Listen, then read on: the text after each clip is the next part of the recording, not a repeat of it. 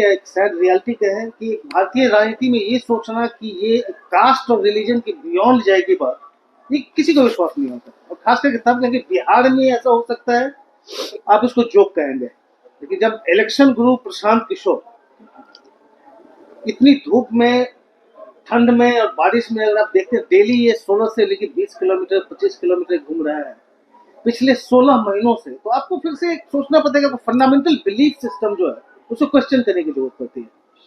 इन्होंने शुरू किया था भीति हरवा, इन्होंने अपनी यात्रा शुरू की थी भीति हरवा गांधी आश्रम से, जहां से गांधी जी ने 1917 में अपनी सत्याग्रह शुरू की थी।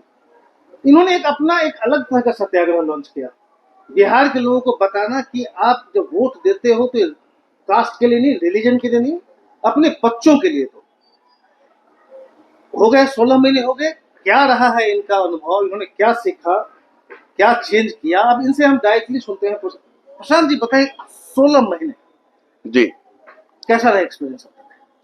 अच्छा है, जो सोचकर आए थे उससे बेहतर है। जितनी कठिनाइयों का अंदाजा यात्रा शुरू करने से पहले था, इस अभियान को शुरू करने से पहले था, उसके मुकाबले मुझे ऐसा लग रहा है कि उससे बेहतर परिणाम देखने को मुझे अभी तक मिले हैं। लेकिन having said so, I would still call it an hypothesis which is being tested. मैं उनमें से नहीं हूँ जो आगे बढ़ के चीजों का दावा करे जब तक मैंने उसको किया नहीं है। मेरी एक अपनी सोच है जो मैंने 10 साल पहले संयुक्त राष्ट्र संघ में और बाद में फिर 10 साल यहाँ राजनीतिक क्षेत्र से जुड़कर जो मेरा जो अनुभव रहा, जो मैंने काम किया, उन सबको एक साथ लाकर मैंने बिहार के लिए, बिहार की परिस्थिति में बेहतरी के लिए जो परिकल्पना बनाई है, सब कुछ अपना जीवन का, अपनी सोच, अपनी व्यवस्था, अपना साधन, सब कुछ दांव पर लगाया है। और उस सब का समायोजन है ये जनसुराज, जिसमें हमारी सोच ये है कि बिहार में एक ऑल्टरनेट व्यवस्था बने। ये सिर्फ दल बनाने की प्रक्रिया नहीं है, ये चुनाव लड़ने की प्रक्रिया नहीं है। आपने गांधी का जिक्र किया, आपने चंपारण आंदोलन की बात करी। बहुत लोग जब चंपारण के आंदोलन की बात करते हैं तो वो सीधा ऐसा बताते हैं कि चंपारण का आंदोलन हुआ और देश को आज़ादी मिली। ऐसा नहीं है। चंपारण के आंदोलन से देश को आज़ादी नहीं मिली। चंपारण के आंदोलन से देश को वो हथियार, वो रास्ता मिला जिस पर आगे चलकर देश को आज़ादी मिली। अगर गांधी जी ने यहाँ चंपारण का आंदोलन नहीं किया होता तो शायद आप नॉन कोऑपरेशन मूवमेंट नहीं देखते, तब सिविल डिसोबीडियंस नहीं देखते, तब जनता का, देश के लोगों का इस बात में बिलीफ नहीं होता कि अहिंसा, सत्याग्रह ये भी वो हथियार है जिसके द्वारा आप अंग्रेजों से लड़ सकते हैं, उनको हरा सकते हैं। तो जो हम लोग यहाँ कर रहे हैं ये सिर्फ दल बनाकर चुनाव लड़ने की बात नहीं है। ये समाज को ये बताकर, समझाकर, उनके मदद से एक ऐसे दल बनाने का प्रयास है जो कि बिहार में लोगों की जीवन में सही मायनों में परिवर्तन लाए। क्योंकि हम लोग पिछले 40, 45, 50 सालों से, अगर आप दलों के नेताओं की विचारधाराओं की बात छोड़ भी दें, सभी दल, सभी नेता, सभी विचारधारा के लोगों ने बिहार में काम उनको करने का जनता ने अवसर दिया है। बिहार के लोगों ने जातियों पर वोट किया, बिहार के लोगों ने धर्म पर वोट किया, बिहार के लोगों ने विचारधारा पर वोट किया, नेताओं का चेहरा देखकर वोट किया। सब कुछ करने के बाद भी आज बिहार देश का सबसे गरीब, पिछड़ा, सबसे ज्यादा भुखमरी और बेरोजगारी वाला राज्य है। आज भी करोड़ों बिहार के बच्चे अपने परिवार के भरण पोषण के लिए बिहार को छोड़कर, अपने परिवार को छोड़कर बाहर जाने के लिए मजबूर है। तो कहीं न कहीं बिहार को, हम सबको, जो हम लोग बिहार के लोग हैं, हमें ये सोचने की जरूरत है कि जिस रास्ते पर हम लोग चलकर आए हैं अभी तक, उस रास्ते से तो हमारी स्थिति नहीं सुधरेगी। सिर्फ ये कह देने मात्र से कि यहाँ भ्रष्टाचार है। आप तो खुद पत्रकार हैं, देश के स्तर पर बड़े पत्रकार हैं, आपको मालूम है कोई ऐसा देश का हिस्सा नहीं है जहाँ भ्रष्टाचार नहीं है। सिर्फ ये कह देना कि बिहार इसलिए पिछड़ा है कि यहाँ जातियां हैं, तो भाई जाति तो हर राज्य में है। कुछ ऐसा यूनिक है, कुछ ऐसा अलग है जिसको समझने की जरूरत है, और उसी को समझाने का हम लोग प्रयास कर रहे हैं, जिसको मैं एक शब्द में कहता हूँ, राजनीतिक बंधुआ मजदूरी। ये जो बिहार की परेशानी है वो इसलिए नहीं है कि यहाँ भ्रष्टाचार बहुत है, इसलिए नहीं है कि यहाँ जाति बहुत है, ये इसलिए है कि यहाँ के लोगों ने एक तरह से अपने आप को राजनीतिक बंधुआ मजदूर बना लिया है। जाति के आधार पर, धर्म के आधार पर, लालू के डर से भाजपा और भाजपा के डर से लालू, इन्हीं 4 विषयों पर उलझ के रह गए हैं। उनके अपने मुद्दे, अपने बच्चों की समस्याएं, अपने बच्चों का भविष्य, वो सब मुद्दा गौर हो गया है। इसलिए ये यात्रा है, इसलिए ये प्रयास है कि लोगों को जाकर ये बताया जाए कि मेरे भाई, जब तक तुम अपने और अपने बच्चों के लिए सजग नहीं होगे, उनके लिए वोट नहीं करोगे, तब तक वोट चाहे आप किसी को दे दें, आपका सुधार नहीं होने वाला है। देश की चाहे जितनी तरक्की हो जाए, आपके बच्चों को रोजगार नहीं मिलने वाला है।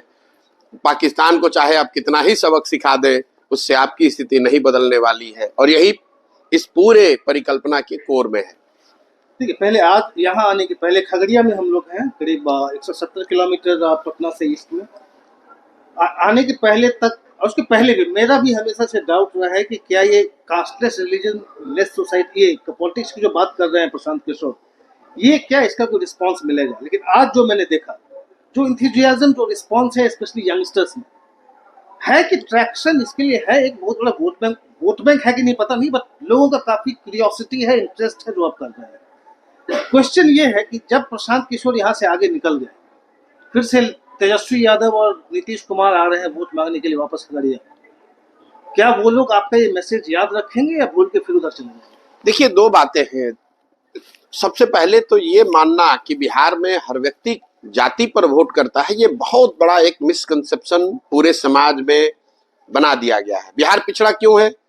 क्योंकि लोग यहाँ जाति पर वोट करते हैं। आप देश की पत्रकारिता करते हैं, आप मुझे बता दो, गुजरात में क्या जाति नहीं है? क्या वहां जातियों का ध्यान नहीं रखा जाता है राजनीति करते समय? ये वोकालिगा और लिंगायत कर्नाटक में नहीं है, माला मडिगा रेड्डी कम्मा आंध्रा में नहीं है, ये हर जगह है। लेकिन चूंकि हम लोग पीछे छूट गए हैं, तो एक तरह से ये स्टिग्मेटाइज कर दिया गया। बिहार क्यों पिछड़ा है? तो नेता अपनी ही गलती तो मानते नहीं है।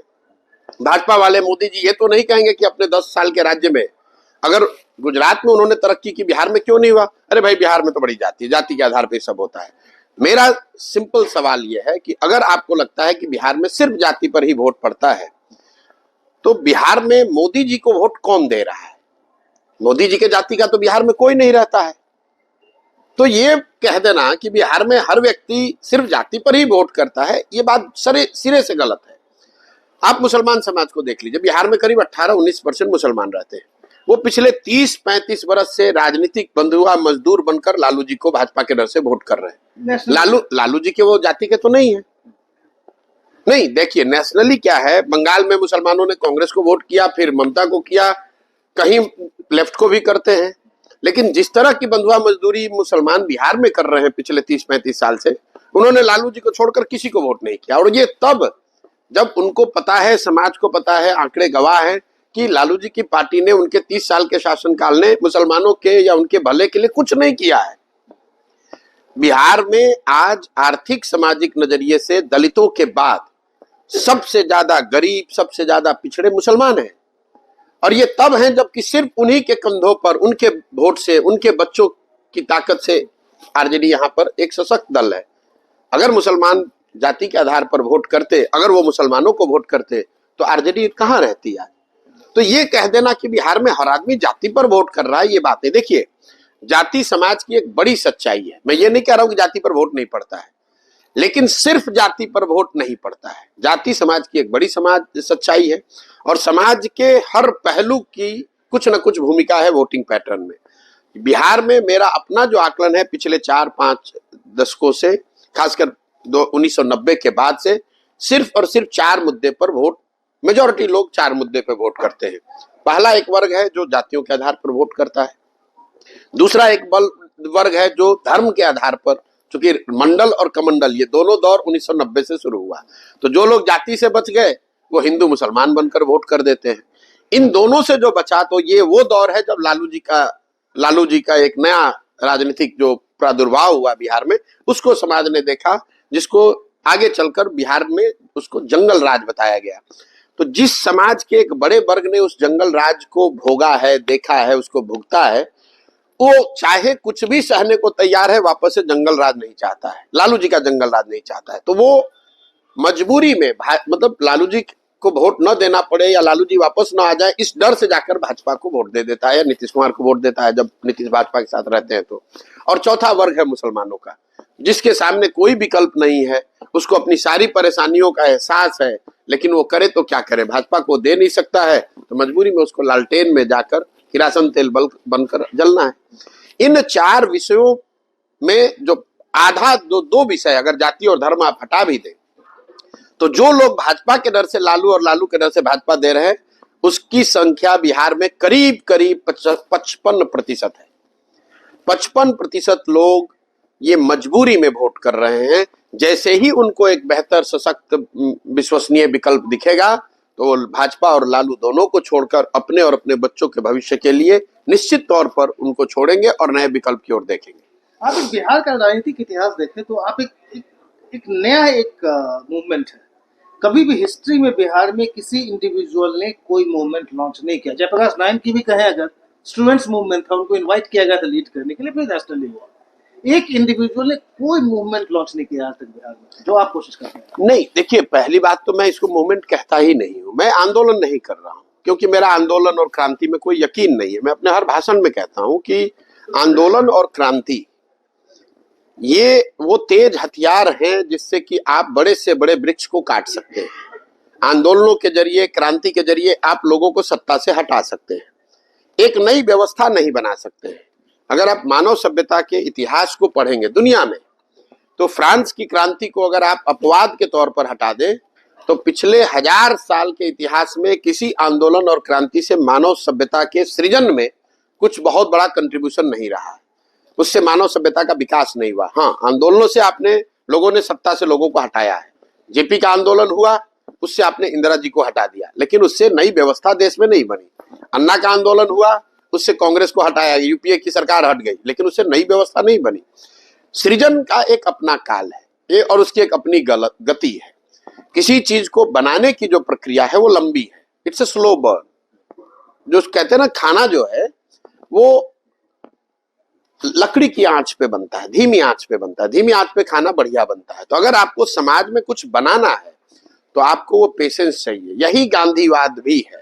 अगर आप गांधी को बहुत गहराई से उनकी सोच को देखेंगे, गांधी जब लौट कर आए अफ्रीका से, तो उन्होंने ये कभी नहीं कहा कि अंग्रेजों को यहाँ से भगा दो, उनका शासन खत्म कर दो। उन्होंने कहा कि जो अंग्रेज कर रहे हैं उनको करने दीजिए, पहले आप सेल्फ रिलायंट बनिए, अपने में वो वर्चूज बिल्ड कीजिए, छुआछूत से अलग हटो, अपने कपड़े खुद बनाओ, सेल्फ डिपेंडेंट बनो।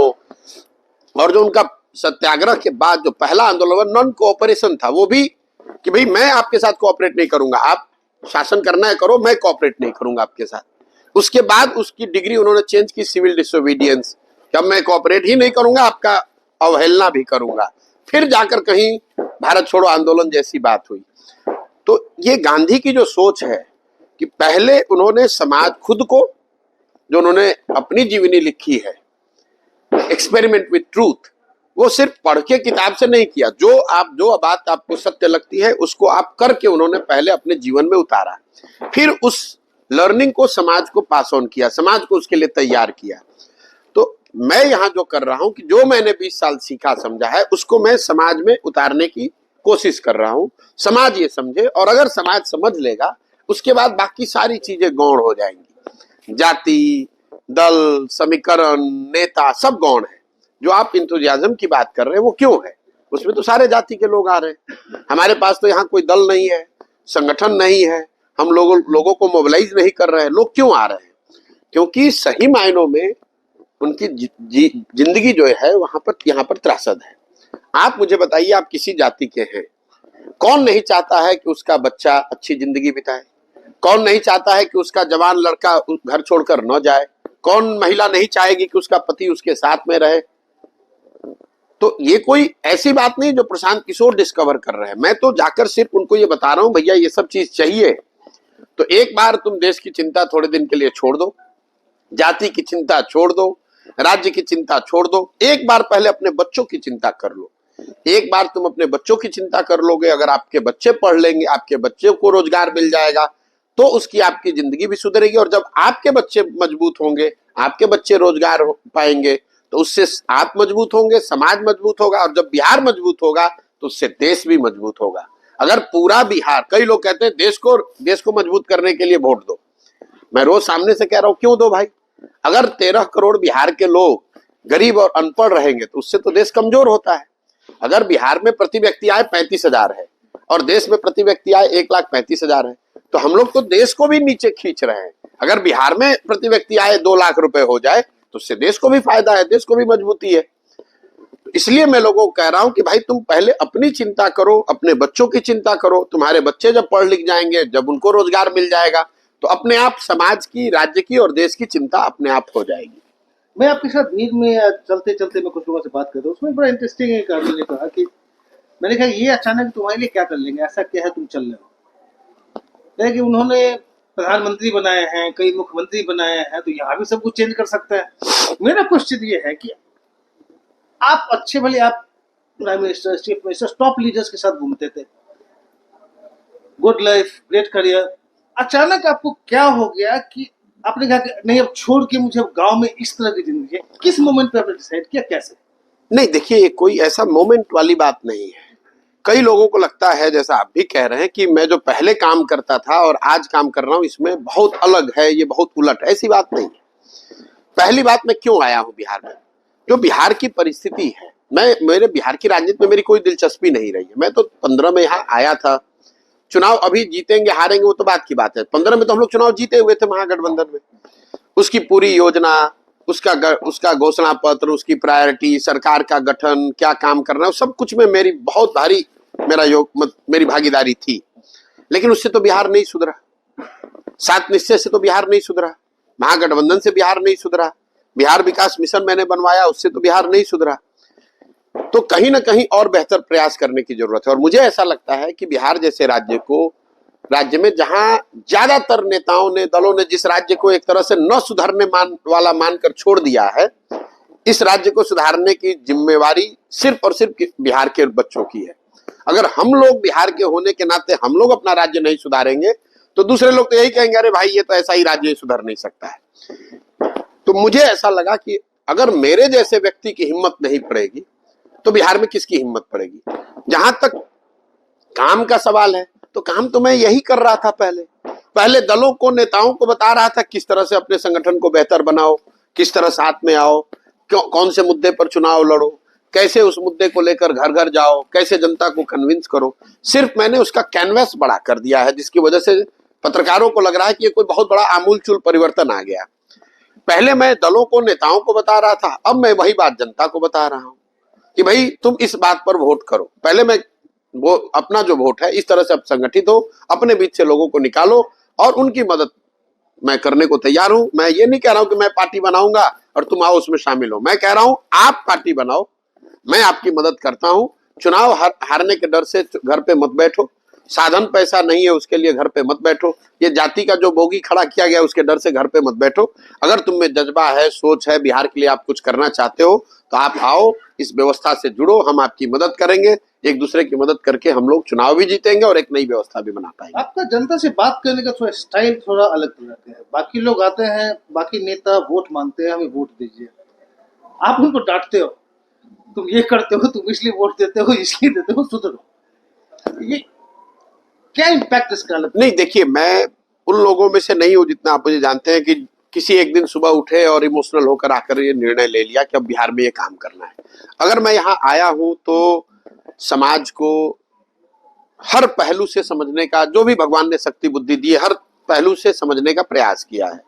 और वो सब समझने बूझने के बाद जो मैंने यहाँ पर कम्युनिकेशन अपना बनाया है कि मुझे बात क्या कहनी है, ये सब सोचने समझने के बाद बनाया है। और बात मुझे ये कहनी है कि भाई मैं आकर, जैसा आप कह रहे हैं, मैं ठीक कह रहे हैं कि मैं आके ये नहीं कहता हूं आप जनता जनार्दन हैं, हमको आशीर्वाद दीजिए, हमको वोट दीजिए, मैं आप जीत के आऊंगा तो मैं आपका ये काम कर दूंगा।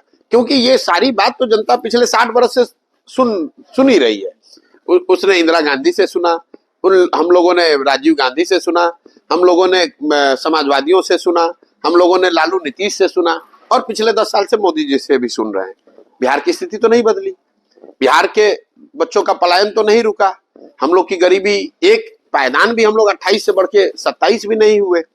तो कहीं ना कहीं एक नए प्रयास, एक नए संवाद और एक नए विश्वास की जरूरत है। और इसीलिए ये कहा जा रहा है। और ये मैं बात क्यों कह पा रहा हूं, ये बात मैं इसलिए कह पा रहा हूं कि मैं इनका अपना हूं। आप अपने घर में अपने माँ बाप को थोड़े कड़े शब्द में भी बोल सकते हैं, माँ बाप अपने बच्चों को डांट सकते हैं, क्योंकि उनको मालूम है एक दूसरे को कि नहीं ये हमारा हितैषी है। तो बिहार के लोग ये समझ रहे हैं कि ये लड़का आकर बोल रहा है लेकिन ये हमारा अपना है। मैं ये बात जाकर आंध्र में नहीं कह सकता हूँ, इस भाषा का इस्तेमाल मैं बंगाल में नहीं कर सकता हूँ, बिहार में कर रहा हूँ, क्योंकि ये मेरे अपने हैं और मैं उनको बता रहा हूँ कि तुम नींद से जगो, ये जाति और धर्म के नशे से बाहर निकलो, तभी तुम्हारे बच्चों का भला होगा। दूसरी बात, मैं जो कह रहा हूं ये सत्य है। तो सुनने के बाद लोगों को बात तो बहुत कड़वी लगती है, लेकिन सुनने के बाद लोग ये कहते हैं जब निकलते हैं सुनने के बाद कि नहीं बात तो ठीक ही कह रहे हैं, गलती तो हो ही रही है। तो मैं उसको पहले जो आदमी एक तरह से सोया हुआ है उसको मैं हिलाकर ही तो उठाऊंगा। एक बार जब वो उठ जाएगा, सजग हो जाएगा, तो फिर वो अपनी चिंता खुद कर पाएगा। ये जो नया एक अयोध्या मंदिर के बाद जो एक पूरा एक देश में लहर टाइप की चली हुई, कितना बड़ा चैलेंज है आपके लिए या बाकी अपोजिशन? कोई चैलेंज नहीं है, हम लोग के लिए तो सब चैलेंज है, क्योंकि पिछले 30 साल से बिहार के लोगों के नसों में मंडल का नशा, जाति का नशा, धर्म का नशा, कमंडल का नशा, ये तो उनके नसों में डाला ही जा रहा है।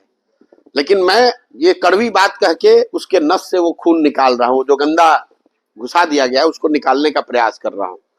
और इसका कोई असर मुझे कम से कम इस अभियान के दौरान नहीं दिखा। किसी ने नहीं कहा कि मैं तो रोज बोल रहा हूं, मैं तो ये सामने से कह रहा हूं कि भाई तुमने वोट दिया है मंदिर बनाने के लिए, तो मंदिर तो बन गया, अब एक बार वोट अपने बच्चों के रोजगार के लिए दे दो ताकि तुम्हारे बच्चों को रोजगार भी मिल जाए। मैं ये कहां कह रहा हूं कि मंदिर बने कि न बने, मैं ये कह रहा हूं कि भाई तुमने पिछले 20 साल में मंदिर के नाम पे वोट दिया तो मंदिर तो बन गया, अब तुम अपने बच्चों के रोजगार के लिए वोट दे दो। एक बार तुमने मंडल के नाम पर, जाति के नाम पर वोट दिया, तुम्हारे बच्चों को आरक्षण मिल गया, लेकिन उससे तो आपकी उसका जीवन नहीं सुधरा। तो अब एक बार अपने बच्चों के रोजगार के लिए, उसके पढ़ाई के लिए, अपने खेती के में आमदनी हो, इसके लिए वोट दे दो, तो जैसे मंदिर बना, जैसे मंडल लागू हुआ, वैसे तुम्हारे बच्चों को रोजगार भी मिल जाएगा। ये तो सिंपल कॉमन सेंस की बात है जो मैं लोगों को बता रहा हूँ। अच्छा, पहले भी जब द प्रिंस लास्ट टाइम आप शेखर गुप्ता जी के साथ आप कर रहे थे ऑफ द कट, उसमें आपने कहा था, उसके बाद भी आप कहते हैं कि ये जो 80% 81% हिंदूज की जो बात होती है, एज हिंदू वोट करते हैं, नहीं देते हैं, नहीं तो बीजेपी को कितना वोट आ चुका होता। एक प्यू रिसर्च सेंटर का एक स्टडी है 2021 में, वो किसका? प्यू रिसर्च सेंटर। अच्छा, ये कहते हैं कि 64% इंडियंस जो है वो कहते हैं कि जब आप हिंदू हो तभी आप ट्रूली इंडियन। अब अगर इस तरह का माइंडसेट हो तो फिर एक जिस राजनीति की आप बात कर रहे हैं वो कितना नहीं। देखिए, फ्यू रिसर्च सेंटर ने क्या कहा, क्या डेटा है, उसकी वैलिडिटी क्या, लेकिन मान लीजिए बहस के लिए कि एक बार को उस आंकड़े को सही मान भी लिया जाए, तो बिहार देश में 80% हिंदू हैं। उसमें अगर फ्यू रिसर्च सेंटर ये कह रहा है कि 64% लोग मानते हैं कि अगर आप भारतीय हैं, आप हिंदू हैं तो आप भारतीय हैं, लेकिन उसमें से वोट भाजपा को तो 45% से ज्यादा लोग नहीं कर रहे हैं, क्योंकि भाजपा को 2014 में 31% वोट आया, 2019 में 38% वोट आया। तो अगर 80% हिंदुओं के रहने के बावजूद भाजपा को सिर्फ 31% वोट आया, तो इसका मतलब है कि करीब करीब 40% हिंदुओं ने भाजपा को वोट किया 2014 में, और करीब करीब 47% हिंदुओं ने वोट किया उनको 2019 में। लेकिन आज भी आधे से ज्यादा Hindu, despite Ram Mandir, despite Sangh, despite Modi, despite all polarisation so called, इन सब के बावजूद आधे से ज्यादा हिंदू आज भी देश में भाजपा को वोट नहीं करते। क्योंकि इसलिए नहीं कि वो हिंदू है या मुसलमान है, क्योंकि वो भाजपा, मेरी अपनी समझ है, क्योंकि वो भाजपा के विचारधारा से उनका इत्तेफाक नहीं है। भाई गांधी भी तो हिंदू थे, वो तो भाजपा की विचारधारा के नहीं थे। अंबेडकर भी तो हिंदू थे, तो जितने उनके मानने वाले अम्बेडकराइट हैं वो तो भाजपा की विचारधारा को नहीं मानते हैं। लोहिया और जयप्रकाश भी तो हिंदू थे, जो सोशलिस्ट विचारधारा को उनके फॉलोवर हैं वो तो भाजपा को नहीं मानते हैं। तो और जो कम्युनिस्ट विचारधारा के मानने वाले लोग हैं वो भी तो हिंदू हैं, वो भी भाजपा की विचारधारा को नहीं मानते। तो मेरा ऐसा मानना है कि हिंदू समाज में कई विचारधारा के मानने वाले लोग हैं, उसमें एक प्रीडोमिनेंट विचारधारा भाजपा की भी है। करीब करीब आधे से थोड़ा कम हिंदू उस विचारधारा को मान रहा है, जिसका फायदा भाजपा को उनको राजनीतिक तौर पर मिल रहा है। लेकिन जो करीब करीब आधे से ज्यादा थोड़े हिंदू जो भाजपा को वोट नहीं कर रहे हैं, वो इन चार विचारधाराओं के मानने वाले प्रीडोमिनेंटली लोग हैं। तो राजनीतिक तौर पर अगर कोई भाजपा से लड़ना चाहता है, उनके सामने चुनौती देना चाहता है, तो सिंपल फॉर्मूला है, इन 4 विचारधारा के मानने वाले लोगों को अगर आप देश में जो माइनॉरिटी जिसको कहते हैं उसके साथ जोड़ दें, तो आपका डिनोमिनेटर आज भी 60% 62% का होता है। जो लोग कहते हैं भाजपा को 38 मिला और विपक्षी दलों को 62 मिला, अगर उसको विचारधारा के आधार पर आप देखें तो ये 62% लोग कौन है? ये 4 विचारधारा के मानने वाले हिंदू हैं, जो हिंदू गांधी को मानते हैं, अंबेडकर को मानते हैं, सोशलिज्म को मानते हैं और कम्युनिस्ट को मानते हैं। वो भाजपा को वोट नहीं करते हैं। और 18 से 20% जो माइनॉरिटी है वो भाजपा को वोट नहीं करता है। यही कुल मिलाकर 60-62% होता है। तो अगर कोई प्रयास, अगर आप भाजपा से राजनीतिक तौर पर लड़ना चाहते हैं तो वो प्रयास इसी के इर्द गिर्द होना चाहिए कि कैसे इन 4 विचारधारा को मानने वाले लोगों को एक साथ लाया जाए और उनको माइनॉरिटी के साथ जोड़ा जाए। अगर आप उनको साथ में जोड़ देंगे तो आप आगे काम आपका आसान हो जाएगा। तो ये इंडिया अलायंस आपको लगता है अगर ये इंडिया अलायंस आपको लगता है अगर हो जाता तो बीजेपी को टक्कर दे सकता है या 24 डन डील? नहीं, देखिए मैं फिर वही बात कह रहा हूं कि इंडिया क्या है, इंडिया अलायंस क्या है? ये सिर्फ 10-12 अलग अलग राजनीतिक नेताओं और दलों का एक साथ मंच पर आने से, उससे उनकी अपनी अपनी ताकत तो है, लेकिन उनके बीच की सिनर्जी तो कुछ है नहीं। कोई कॉमन नैरेटिव है नहीं, कोई कॉमन एजेंडा है नहीं, कोई कॉमन प्रयास भी नहीं है। तो उन सिर्फ नेताओं के एक कमरे में साथ आकर बैठ लेने से, उनके साथ में बैठ के चाय पीने से, उनके एक साथ में बैठ के संवाददाता सम्मेलन करने से तो फायदा होगा नहीं। ममता बनर्जी की ताकत बंगाल में है, लेकिन उस ताकत का फायदा तेजस्वी यादव को या इंडिया अलायंस को बिहार में कैसे मिलेगा? या जो ताकत मान लीजिए कि यहाँ लालू यादव की है, उस ताकत का फायदा अखिलेश को यूपी में कैसे मिलेगा? जब तक आप वो चैनल नहीं बनाओगे तब तक साथ में आने का कोई बहुत बड़ा फायदा नहीं होने वाला है। आपको भी लगता है 24 डन डील है? नहीं, देखो डन डील तो लोकतंत्र में कभी कोई कह नहीं सकता है, लेकिन अगर आज चुनाव हो जाए तो जो अभी तक दिख रहा है उसके हिसाब से मुझे लगता है कि भाजपा एनडीए गठबंधन को बड़ी बढ़त आज के तारीख में है।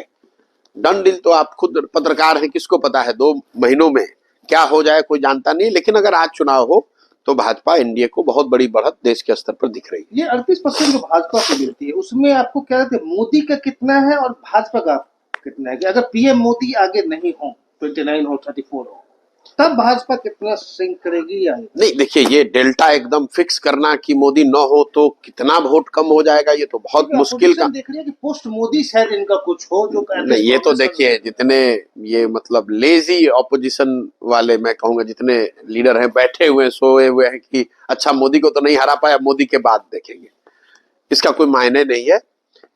जहां तक आपने कहा कि मतलब भाजपा मोदी अगर न रहे तो कितना वोट मिलेगा, मुझे लगता है कि भाजपा की जो पूरी जो उनको 38-40% वोट अभी मिल रहा है वो इसलिए मिल रहा है कि उन्होंने एक 4 स्तरीय, मैंने पहले भी बताया है, 4 स्तरीय उनका सपोर्ट बेस है। एक तो एक विचारधारा आधारित हिंदुत्व का वोट है।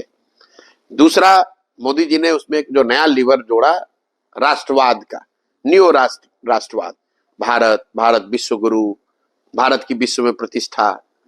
तीसरा, लाभार्थी, वेलफेयर को डायरेक्ट बेनिफिशियरी से जोड़ना और ये कहना कि भाई ये चीज मोदी जी की वजह से मिल रही है। शौचालय पहले भी बनते थे, अब शौचालय मोदी जी बनवा रहे हैं। लोगों को अनाज पहले भी मिलता था, अब अनाज मोदी जी उनको दे रहे हैं।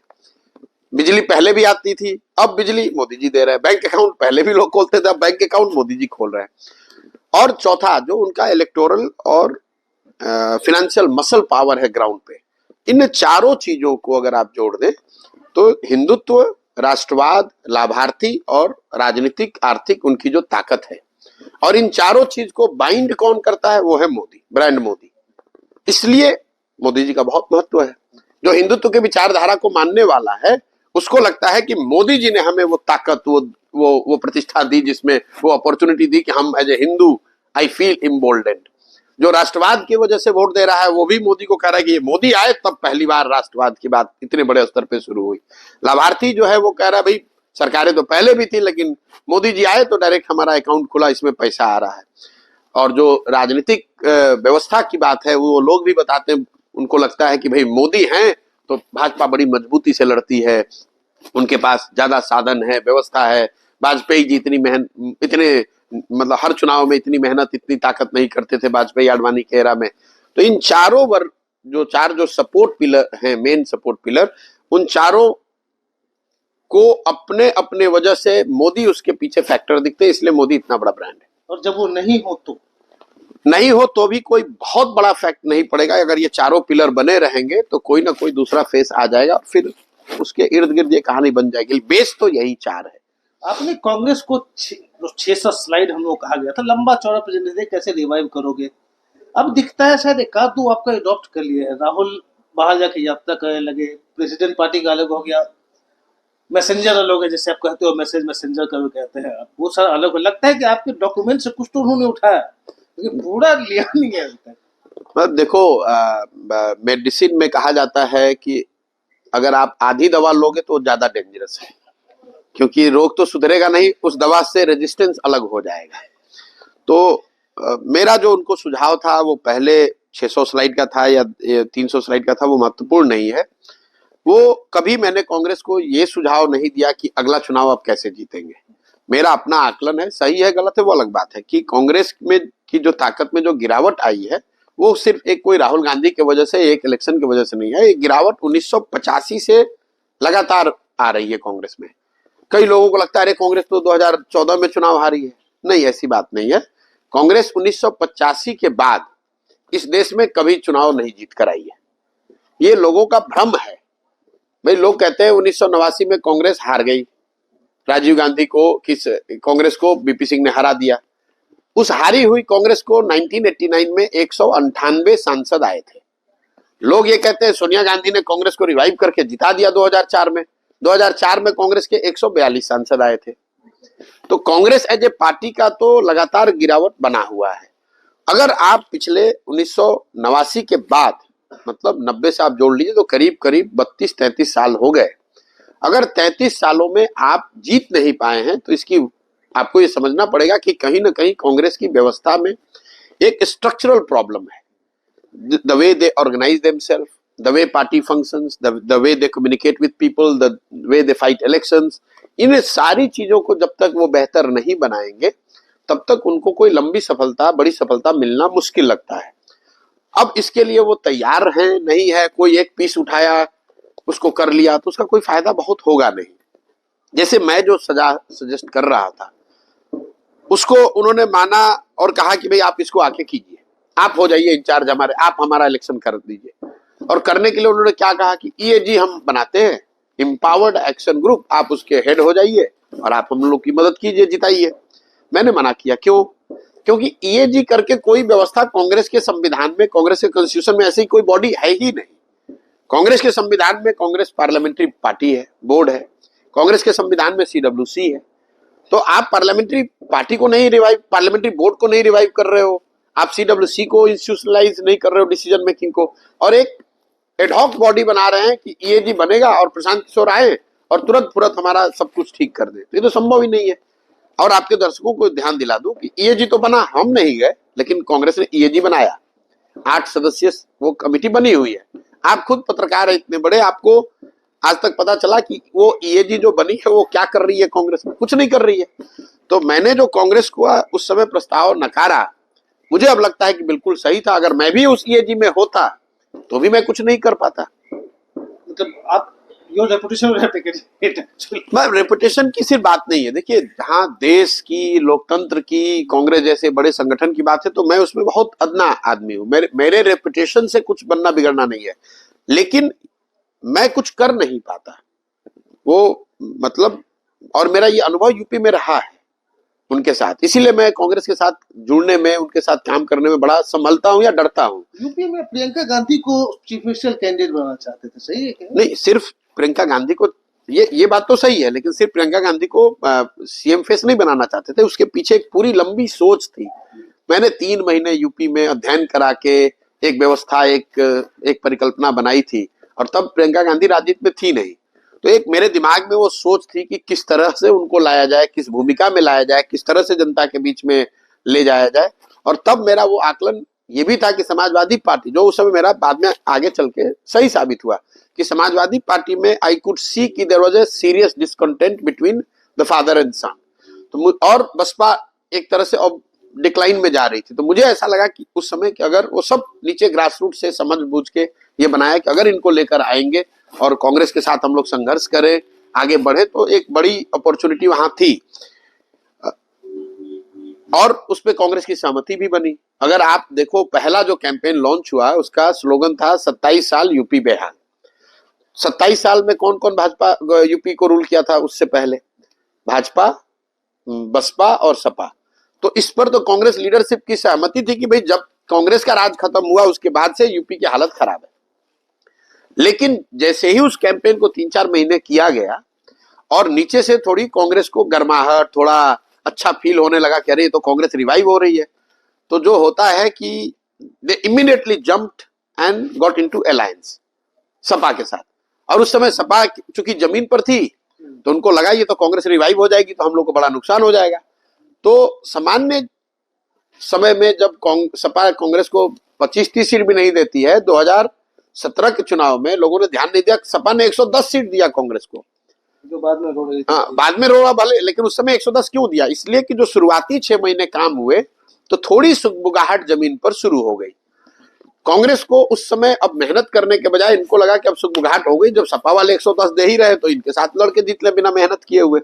और फिर उन्होंने प्रियंका का लॉन्च, मतलब उससे उस बात से एग्री नहीं कि उससे पीछे हट गए। अब हम लोग के जैसे लोगों की मुसीबत ये थी कि अब चुनाव के 3 महीने पहले अगर आप बैक ट्रैक कर जाएंगे तो हमारे पास ये विकल्प नहीं था कि मैं छोड़कर निकल जाऊं। ये 2 बार आप यूपी में आपने इतनी मेहनत की, यहाँ आपने इनको एक रिवाइवल प्लान दिया पूरी पार्टी को।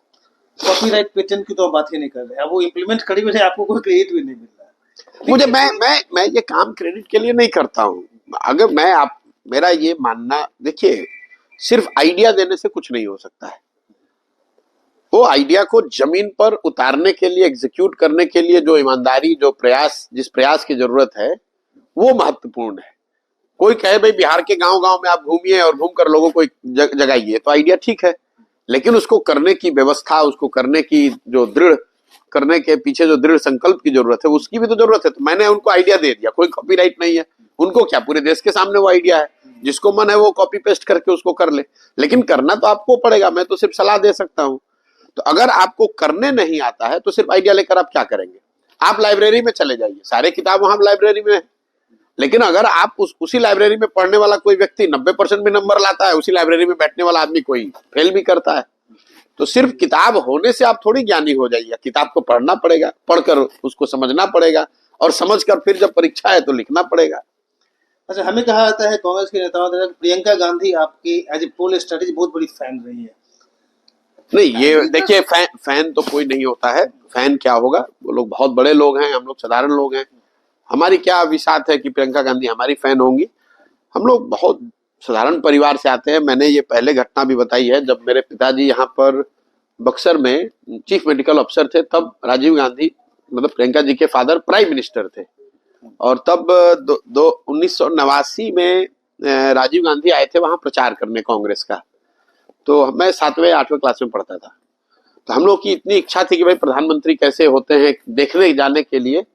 तो इतनी सिक्योरिटी उस समय थी, प्राइम मिनिस्टर की होती ही है, तो आप नजदीक से तो जाके देख नहीं सकते थे। चूंकि मेरे पिताजी वहां चीफ मेडिकल अफसर थे, तो हम लोग एम्बुलेंस में बैठ के गए थे, क्योंकि एम्बुलेंस को अलाउ होता था कि वो स्टेज के नजदीक पहुंच सकती है गाड़ी मेडिकल नीड के हिसाब से। तो हम लोग एम्बुलेंस में बैठकर देख रहे हैं कि ये प्रधानमंत्री, इस तरह से लोग आते हैं, ये इस तरह दिखते हैं, इस तरह से ये लोग आते जाते हैं। उस स्थिति से उठकर मैं जहां पर हूं, मैं ये कभी नहीं कहूंगा कि वो उनके बच्चे हमारे फैन हैं। हम बराबरी पर, हाँ ये जरूर है कि मैं बैठ के बात करता हूँ तो बराबरी पर ही करता हूँ। मतलब मैं बराबरी बात करता हूँ, मैं कभी किसी के सबसर्विएंट होकर मैंने काम किया नहीं है और आगे करूंगा भी नहीं। वो उनको भी मालूम है, वो बराबरी का, उनको अगर रिस्पेक्ट वो दे रहे हैं तो मैं भी उतना रिस्पेक्ट उनको देता हूँ। लेकिन मेरे मन में कभी इस तरह की गलतफहमी नहीं रहती है कि मैं बहुत बड़ा आदमी हूँ। मुझे मालूम है कि मैं साधारण परिवार से आता हूँ और मुझे अपनी जगह बनाने के लिए उतनी ज्यादा मेहनत और करनी पड़ेगी दूसरे के मुकाबले, तभी मेरी जगह बन पाएगी। आप अपने परिवार की बात की, थोड़ा इसके बारे में मुझे बताइए, मतलब कैसे आपको आइडिया है कि पोल कंसल्टेंसी में घुसेंगे? नहीं, कोई बिल्कुल गलत बात है कि मेरे को कोई आइडिया या कि मैं ये पोल कंसल्टेंसी करके तो कोई चीज ही नहीं होती है, भारत में तो कभी रही नहीं है। हम लोग तो अपना पढ़ाई लिखाई करके नौकरी करना और अपना जीवन व्यवस्थित तरीके से चलाना, उसी फील्ड में रहे हैं। अब संजोग से मुलाकात उसी परिप्रेक्ष्य में मोदी जी से हुई, गुजरात में कुपोषण पर काम करने के संदर्भ में बात हुई और आए भी वही काम करने छोड़कर। अब साथ में रहते रहते एक नियति भी चीज है, ऊपर वाला, हम लोग तो क्या निमित्त मात्र हैं। अगर आपके ऊपर लिखा हुआ है भगवान ने कि ये इस रास्ते पे चलना है तो वही हो जाता है। आए थे तो काम वही करने और धीरे धीरे इस लाइन में आ गए। और ऐसा मैं नहीं कह सकता हूँ कि हमने कोई सोचा था या मेरी कोई ऐसी बड़ी सोच थी कि मैं राजनीति में कुछ कर सकता हूँ, ऐसा नहीं है। ये तो समय है, धारा में बस समय के साथ चले हैं, जो होता गया वो करते गए।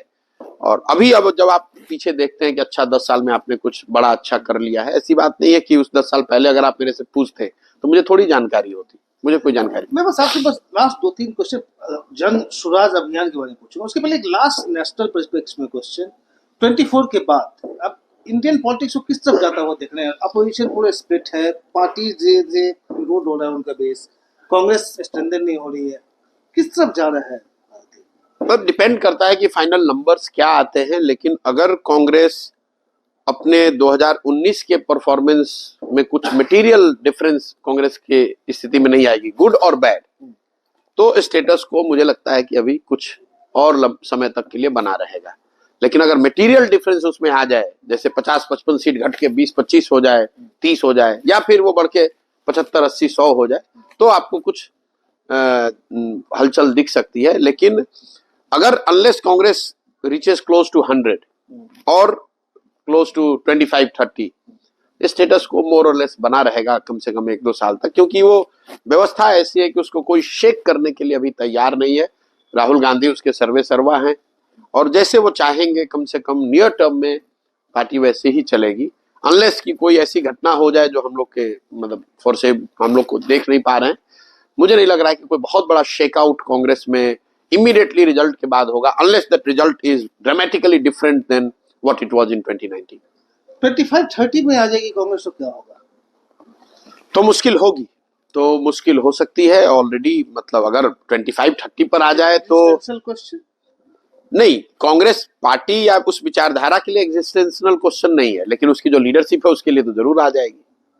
अगर आप 15 साल के बाद 2014 में हारे, चलिए एक शौक लोगों ने बर्दाश्त कर लिया, 19 में हारे बर्दाश्त कर लिया, अब अगर 2024 में भी आप उससे भी नीचे चले जाते हैं, मटेरियली नीचे चले जाते हैं, तो निश्चित तौर पर कहीं ना कहीं आत्मचिंतन भी होगा और उस चिंतन से कुछ उथल पुथल की स्थिति भी बन सकती है। तो प्रशांत किशोर, बिहार में लोग देख रहे हैं थर्ड ऑल्टरनेटिव के रूप में, नेशनल थर्ड ऑल्टरनेटिव कौन है? मुझे नहीं मालूम है नेशनल, मैं तो बिहार को समझ रहा हूँ और मैं जो काम करता हूँ, मेरा अपना स्वभाव है, जो करता हूँ बस उसी में लगा रहता हूँ। मैं बंगाल में जब काम कर रहा था तो देश दुनिया की चिंता किए बगैर हम 2 साल बंगाल में हमने काम किया। मेरा अपना मानना है कि बिहार, अभी मेरी जो समझ है, मेरी जो कुछ भी भगवान ने मुझे शक्ति बुद्धि साधन व्यवस्था दिया है, इस सब पर सबसे पहला हक बिहार और बिहार के बच्चों का है। मुझे बिहार को सुधारने के लिए प्रयास करना चाहिए, चाहे इसमें 2 बरस लगे, 4 बरस लगे। जब मैं लोगों को कह रहा हूं कि तुम देश की चिंता छोड़ो, अपने बच्चों की चिंता करो, तो ये बात मेरे पे भी लागू होती है। देश में क्या हो रहा है, अमेरिका में क्या हो रहा है, भैया जो हो रहा है होने दो, पहले मुझे बिहार की स्थिति सुधारने पर फोकस करना चाहिए, क्योंकि दूसरे जगह सारे परेशानी के बाद भी हम लोग से उनकी स्थिति बहुत अच्छी है। गुजरात का कोई बच्चा आके बिहार में तो मजदूरी नहीं कर रहा है, कर्नाटक में स्थिति खराब है, अच्छी है, लेकिन कर्नाटक का कोई बच्चा आके तो बिहार में नौकरी नहीं ढूंढ रहा है। हम लोग के बच्चे जाकर गुजरात में, कर्नाटक में, तमिलनाडु में मजदूरी कर रहे हैं। तो मुझे लगता है कि मेरी या कोई भी वो व्यक्ति, बिहार का हर वो व्यक्ति जो बिहार के भविष्य के लिए चिंतित है, अपने बच्चों के लिए बेहतरी चाहता है, अभी एक बार 2, 4, 5 साल के लिए हम लोग पूरा देश दुनिया छोड़कर हम लोग को ध्यान देना चाहिए कि अपनी स्थिति को कैसे बेहतर बनाएं। देखिए, वर्ल्ड वॉर 2 के समय अगर आप वर्ल्ड हिस्ट्री को पढ़ेंगे तो बहुत ज्यादा अमेरिका पे दबाव था कि भाई आप भी युद्ध में शामिल हो जाइए, लेकिन अमेरिकन ने क्या किया, नहीं भाई हमें अपनी स्थिति मजबूत करनी, हम क्यों वर्ल्ड वॉर 2 में घुस जाएं जबरदस्ती का। जब स्थिति आई, जब अमेरिका इतना मजबूत हो गया या बन पाया, तब उन्होंने मदद की और जीत के भी आए और वर्ल्ड की लीडरशिप भी उनको मिली। तो आपको ये प्रायोरिटाइज करना है कि आपकी समझ की, आपकी ताकत की, आपके प्रयास की जरूरत सबसे ज्यादा कहाँ है, देश के स्तर पर है या बिहार के स्तर पर। मुझे ऐसा लगता है कि बिहार के होने के नाते मेरी सबसे बड़ी जिम्मेवारी ये है कि बिहार की स्थिति को सुधारा जाए।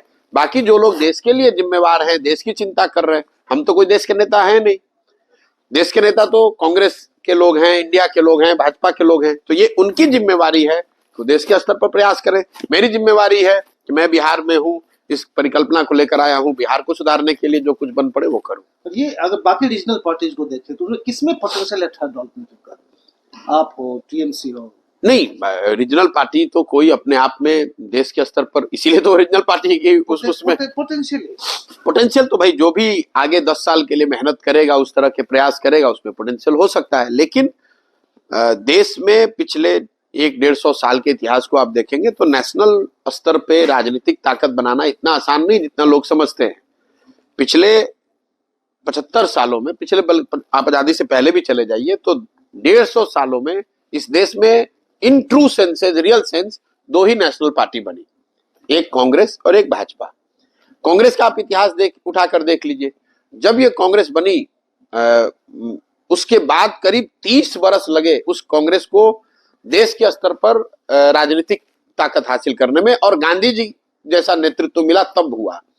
यही हाल कमोवेश भाजपा का रहा है। जनसंघ की ताकत 1950 में जो थी, उसके बाद उनका एक लंबा दौर चला है जबकि जनसंघ एक तरीके से खत्म ही हो गया।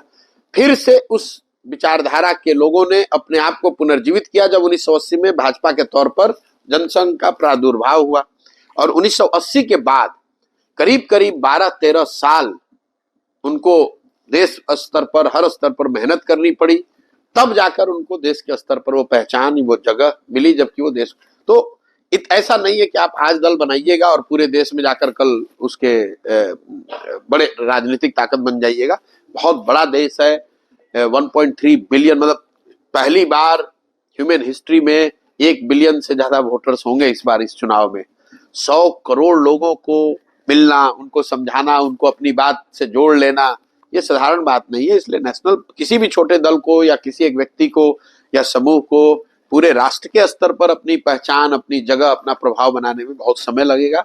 और अभी टेक्नोलॉजी है तो थोड़ा उसको आप तेजी से कर सकते हैं टेक्नोलॉजी के इस्तेमाल से, लेकिन फिर भी जो चीज करने में किसी को 40 वर्ष लगा है तो उसको करने में शायद अभी 10 वर्ष लगेगा, लेकिन उतना समय तो लगेगा। बिहार के विकास के लिए आपने कोई ब्लूप्रिंट तैयार किया है? बिल्कुल, ब्लूप्रिंट जो है मैंने, ये जो पूरी व्यवस्था है, ये ऐसा नहीं है कि मैं ब्लूप्रिंट बना के आया, मैं पार्टी बनाकर आया, मैं बता रहा हूं कि मैं वो नेता हूं। ये सब चीज इस पदयात्रा के से ही निकलना है। पदयात्रा के जो 3 उद्देश्य हैं, पहला उद्देश्य है कि पहले सामूहिक तौर पर बिहार के लोग ये माने, समझे, चिंतन करें कि नहीं, हम अब राजनीतिक बंधुआ मजदूरी नहीं करेंगे, ना जात के नाम पे, ना धर्म के नाम पर, ना लालू के डर से, ना भाजपा के डर से, हम अपने बच्चों के लिए वोट करेंगे। दूसरा प्रयास है कि अगर ये सब लोग तैयार हैं तो भैया विकल्प, एक नया बढ़िया विकल्प बनाया जाए ताकि सब लोग मिलकर एक नया दल बनाएं। प्रशांत किशोर ना बनाए, बिहार के लोग बनाए, प्रशांत किशोर उसमें मदद कर रहे हैं। और तीसरा पदयात्रा का क्या उद्देश्य है कि बिहार के हर पंचायत का अलग अलग अगले 10 वर्ष की योजना बनाई जाए। उस पंचायत का, जब हम लोग पदयात्रा कर रहे हैं तो हम तो चलते हैं 10 दिन हम रुकते हैं, पंचायत वाइज पूरे 8,500 पंचायत का। मैं 16 महीने में सिर्फ मैं 12 जिलों में गया हूँ। इतना समय क्यों लगता है? इतना समय इसलिए लगता है कि जितने दिन मैं चलता हूँ करीब करीब उतने ही दिन मैं जिले में रहता हूँ। हर मेरे साथ जो सैकड़ों लोग काम कर रहे हैं, हर पंचायत की स्थिति का अध्ययन कराते हैं, फिर हम लोग उसको बैठकर उसका चिंतन करते हैं, और जो सैकड़ों विशेषज्ञ देश दुनिया से जिसको मैंने जोड़ा है इस परिकल्पना में, उनकी मदद से योजना बनाते हैं कि अगर कल मौका मिल जाए तो इस पंचायत को अगले 10 वर्ष में कैसे विकसित किया जाएगा।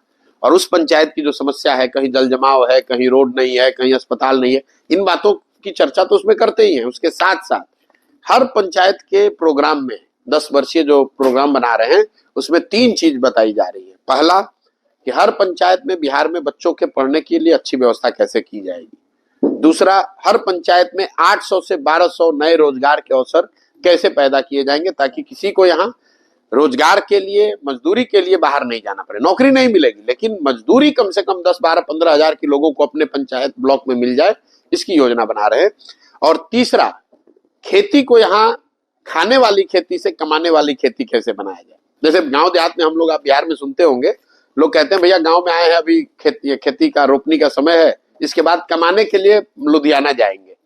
मतलब लोग खेती को कैसे देखते हैं? खेती वो आके इसलिए करते हैं ताकि बाल बच्चों को खाने की व्यवस्था हो जाए, कमाने के लिए वो मजदूरी करने जाते हैं। मैं वो व्यवस्था बदलना चाहता हूँ, खेती को खाने वाले के बजाय खाने वाली खेती से कमाने वाला खेती बनाना चाहता हूं। और ये तीनों चीज की योजना पंचायतवार में बना रहा हूं। और जब ये दल जब भी बनेगा पदयात्रा खत्म होने के बाद, तो चुनाव के नजरिए से नहीं, ये सारे 8,500 पंचायतों का योजना पहले जारी करूंगा, ताकि आप बिहार की जनता ये देख पाए कि उनके पंचायत के विकास के लिए जन स्वराज की योजना क्या है। देखने समझने के बाद उसको ठीक लगे तो फिर वो वोट करे, उनके साथ जुड़े। 2025 में आप असेंबली में जाएंगे इलेक्शन में एज ए पॉलिटिकल पार्टी? मैं 2024, 2025, 26 नहीं देख रहा हूं। इस पदयात्रा का कोई समय, दिन, किलोमीटर नियत नहीं है। इसमें एक चीज फिक्स है कि हमें पूरे बिहार में जाना है। जिस दिन मैं कम से कम 2/3 से ज्यादा बिहार कर लूंगा, उसके बाद सब लोग मिलकर अगर तय करेंगे कि दल बनने का अब सही समय आ गया है, तो दल बना लिया जाएगा। और दल जब बनेगा तो उसके बाद स्वाभाविक तौर पर उसके बाद जो भी चुनाव होगा, वो चाहे मुखिया का चुनाव हो या असेंबली का चुनाव हो, उसको पूरी ताकत से लड़ा जाएगा। अभी तक का जो शेड्यूल है, मैंने आधा बिहार पूरा किया, करीब करीब 120 विधानसभा हम लोग पैदल चल चुके। 120 करने में और साल भर, 1.5 साल का समय लग सकता है। तो अगर असेंबली के चुनाव नियत समय पर हुए, तो मेरा अपना मानना है कि उसके साल भर पहले ही ये प्रक्रिया पूरी हो गई होगी और दल बन गया होगा। और जब दल बनेगा तो निश्चित तौर पर 243 सीट लड़ेंगे। मैं इसलिए पूछ रहा हूँ, एक्सपेक्टेशंस बिल्ड होते जा रहे हैं। अब लार्जर एक्सपेक्टेशन स्टेट वाइड तो मैं अभी घूमूंगा तो पता चलेगा, लेकिन आपकी टीम जो है, मैं देख रहा हूँ लड़के जॉब छोड़ के आ रहे हैं, इंजीनियर से छोड़ के आ गए, कहीं और कुछ तो मैं आंध्रा से देख रहा हूँ, आंध्रा यूपीएससी की तैयारी करके छोड़ के आ गए। अब इनका जो एक्सपेक्टेशन है आप में कि आप डिलीवर करेंगे? नहीं, आप तो 2-4 लोगों से मिल रहे हैं। मैं इस पूरी व्यवस्था में 1500 से ज्यादा लड़के और लड़कियां वो इसमें जुड़े हुए हैं, वॉलंटियर के तौर पे, फेलोज के तौर पे, पेड कॉलीग्स के तौर पे। तो ये सारे लोग जुड़े हुए हैं सीखने के लिए। बहुत सारे लोग इसलिए जुड़े हैं कि वो इस एक्सपेरिमेंट को ऐसा देख रहे हैं कि शायद इससे कुछ बड़ा निकल सकता है।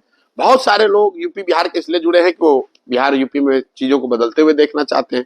और इन 1500 में मेजॉरिटी उन लड़कों का, उन बच्चों का है जो बिहार के हैं, जो सही मायने में देखते हैं कि भाई बिहार को सुधारने का एक सही प्रयास है, इसमें उन्हें योगदान करना चाहिए। सही, thank you very much for talking to us. Thank you very much. Thank you. खत्म कर लें भैया।